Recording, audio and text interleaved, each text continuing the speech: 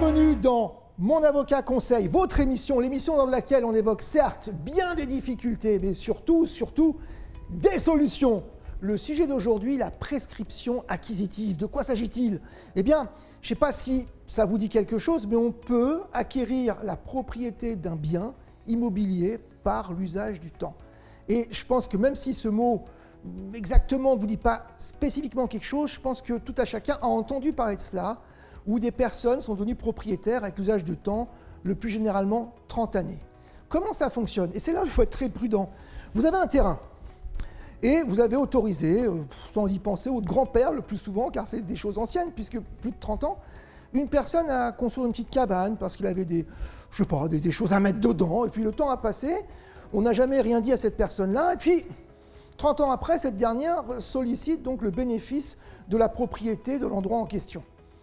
Eh bien, effectivement, cette personne-là peut obtenir ce qu'on appelle la possession acquisitive par l'usage du temps, 30 années en l'occurrence, même si elle est de mauvaise foi. C'est-à-dire même si elle savait qu'effectivement la personne qui l'avait autorisée à être sur le terrain n'avait pas envie qu'elle devienne propriétaire. Elle le savait, mais néanmoins, personne ne lui a rien dit.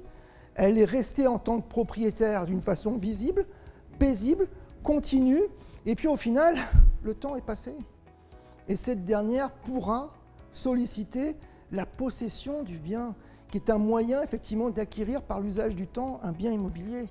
C'est quelque chose qui existe et qui se fait régulièrement. Des dossiers en tant qu'avocat de prescription acquisitive, discutés ou pas, car le plus souvent, lorsqu'on vient de nous voir, c'est qu'il y a une discussion sur ce point. C'est encore fréquent. Encore fréquent. Pourquoi? Parce que souvent, les biens en question ont été laissés dans le cadre d'une succession qui est ouverte, où les uns et l'autre ne sont pas trop occupés pour X raisons, ou un terrain un peu oublié, ou bien un usage, peu importe. C'est fréquent. Alors, ce qu'il faut savoir dans ces cas-là, c'est que c'est très difficile à combattre. Sauf si vous avez un titre, par exemple. Parce que la question qu'on nous pose parfois, « Ah, mais j'ai un bail du grand-père qui date maintenant de plus de 30 ans, j'ai payé, par exemple, le bail en question, du moins les loyers, et puis d'un seul coup, on ne m'a plus rien demandé, je suis resté donc dans le cadre de ce bail sur le terrain, et maintenant je fais la prescription trentenaire et avoir la propriété du bien en question immobilier. » Eh bien là, c'est différent, c'est pas possible. Pourquoi? Parce que, mais vous avez un titre.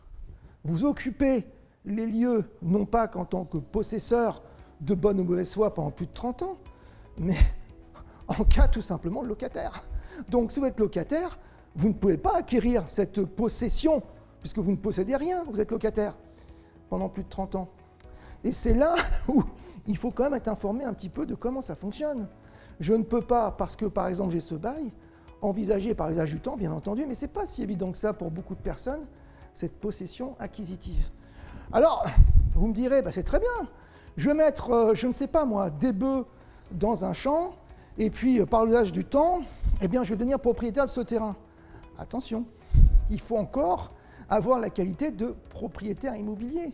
Il faut qu'il y ait quelque chose sur le terrain. Ça peut être une simple cabane, c'est déjà vu, un établi. Il faut une propriété immobilière. Et parfois, la discussion est sur ce terrain, si je puis me permettre de parler ainsi, parce que cette possession, le fait d'être propriétaire, entre guillemets, en tout cas, d'être un occupant comme un propriétaire sur un terrain, ben, elle est contestée. Parce que monsieur, par exemple, vous avez eu quelques cultures dans le passé, et je ne les vois plus, ces cultures. Aujourd'hui, en tout cas, je ne vois pas à quel titre vous estimez posséder, ou du moins occuper le bien en question en qualité de propriétaire, entre guillemets. Donc, vous ne le prouvez pas, donc vous ne justifiez pas, justement, de cette possession paisible, continue, non équivoque, c'est les termes de la loi, pendant plus de 30 ans. Et oui, donc il faut faire très attention. Et également, c'était déjà arrivé, une personne, par exemple, c'est un cas de figure encore, qui est intéressant, c'est des choses qui arrivent souvent. J'ai un papa qui occupe depuis plus de 30 ans un terrain, il estime que c'est à lui, c'est équivoque, continu, etc. Pas de difficulté sur rien. Et puis, il décède. Donc je me dis 2 ans après, eh bien, je vais pouvoir acquérir cette possession et solliciter justement cette propriété, entre guillemets. Ah oui, mais alors la loi prévoit quelque chose, c'est que vous devez, dans ces cas-là, avoir une continuation dans l'année de cette possession, sinon elle disparaît par le non-usage. Vous voyez, Il y a beaucoup de choses. Et ce cas-là, ce cas de figure dont je vous parle, c'est un cas de figure qui arrive, où justement, il y a un grand-père, par exemple, pourquoi un grand-père, j'en sais rien, quelqu'un qui est décédé malheureusement de la famille, et la question se pose un peu tard de savoir si justement on pouvait hériter, entre guillemets, continuer cette possession. Et là, une difficulté surgit.